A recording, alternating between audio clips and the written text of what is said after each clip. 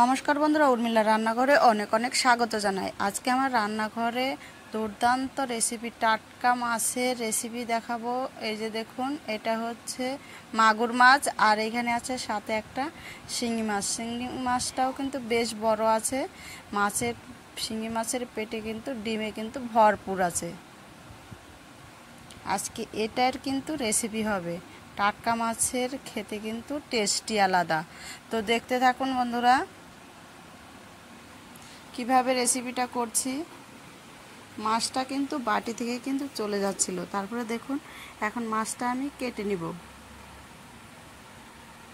প্রথমে মাছটার মধ্যে লবণ দিয়ে দিয়েছি, মাছটা একটু মরার জন্য। প্রথমে আমি শিঙি মাছটা কেটে নিব।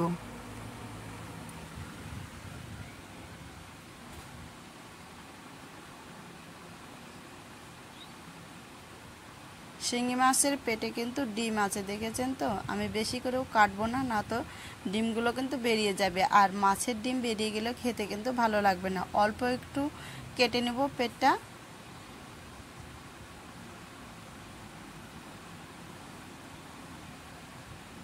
তারপরে এবার মাছটাকে কেটে নিচ্ছি। এই দেখেছেন তো। এবার মাগুর মাছটাকে আমি কেটে নিব।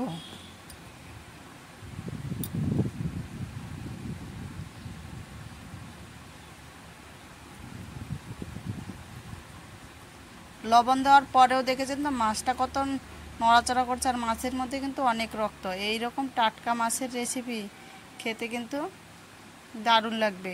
তো পুরো ভিডিওটা দেখার জন্য অনুরোধ রইল।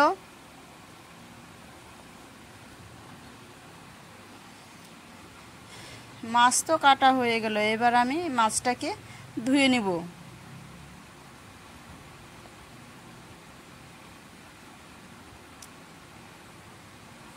ধুয়ে পরিষ্কার করে নিচ্ছি। আর কিভাবে বানাচ্ছি রেসিপিটা আমার সাথে থাকুন আপনারা। আর ভিডিওটা ভালো লাগলে অবশ্যই সাবস্ক্রাইব, লাইক, কমেন্ট করে পাশে থাকবেন।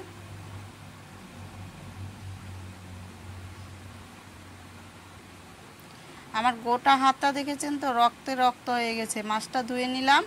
এবার আমি মাছের মধ্যে লবণ আর হলুদ দিয়ে মাছটা মেখে নিচ্ছি।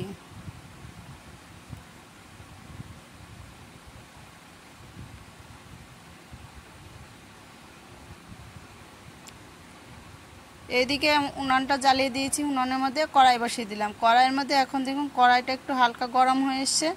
দিয়ে দিব আমি সরষের তেল।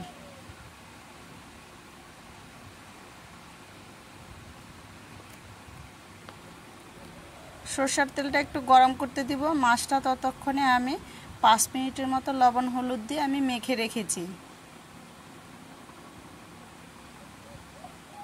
এই দেখুন, এইখানে দিয়ে দিব গরম তেলের মধ্যে লবণ। এইরকম যদি মাছ যদি ফুটে, তাহলে গরম তেলের মধ্যে লবণ দিবেন, মাছ কিন্তু একদম ফুটে যাবে না।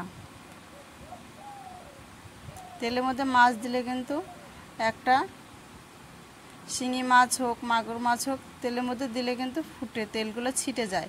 এই তেলটা আর ছিটকাবে না। দেখেছেন তো, এখনও শিঙি মাছটা তাজা আছে।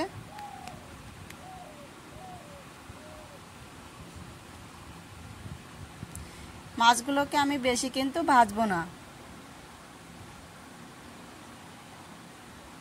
আবার বেশি আবার কমও ভাজবো না, মিডিয়াম ভেজে কিন্তু এটাকে নামিয়ে ফেলবো।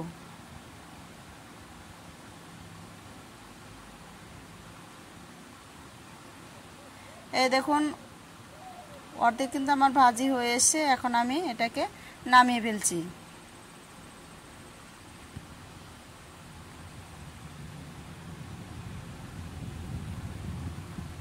আমার চ্যানেলে যারা নতুন আছেন তারা অবশ্যই সাবস্ক্রাইব করে আমার চ্যানেলে থাকার অনুরোধ রইল। সব মাছ তো নামিয়ে নিলাম।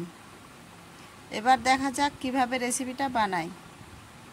তো ওই তেলেই আরেকটু আমি সরষের তেল দিয়ে দেব।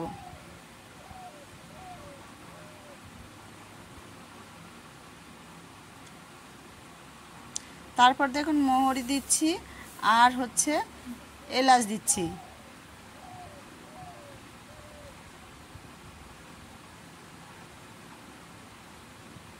দিয়ে হালকা একটু নেড়ে চেড়ে দিব।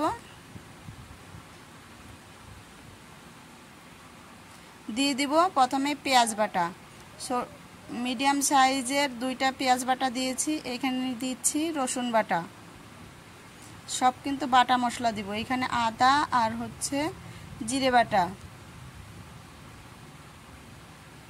তারপরে দিব এটা ধনে বাটা,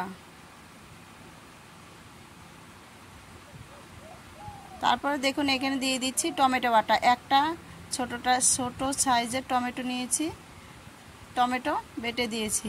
আজকে আমি লঙ্কা বাটা দিব না, লঙ্কার গুঁড়ো মশলা দিব।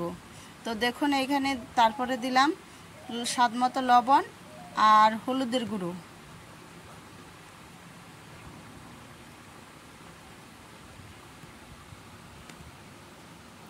দিয়ে এইভাবে করে মশলাটাকে কিন্তু ভাজতে হবে যতক্ষণ না মশলা থেকে তেল ছেড়ে দিচ্ছে।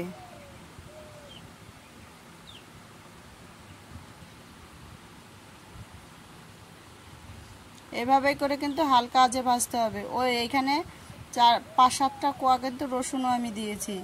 এটা ভিডিওটা করতে আমি ভুলে গেছি, কিন্তু 5-7টা কোয়া রসুনের দিয়েছি আমি।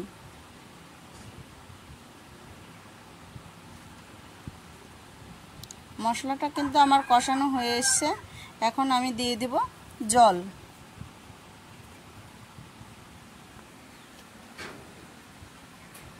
জলটা দিয়ে নেড়ে চেড়ে দিব আমি।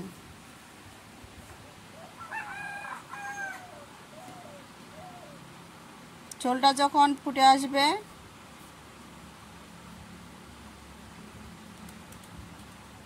এই দেখুন কালারটা কিন্তু দারুণ এসছে। তারপরে ভেজে রাখা মাছগুলো আমি দিয়ে দিব।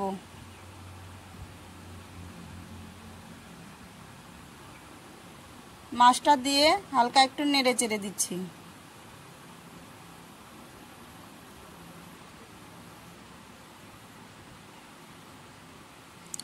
কালারটা কত সুন্দর এসছে দেখেছেন?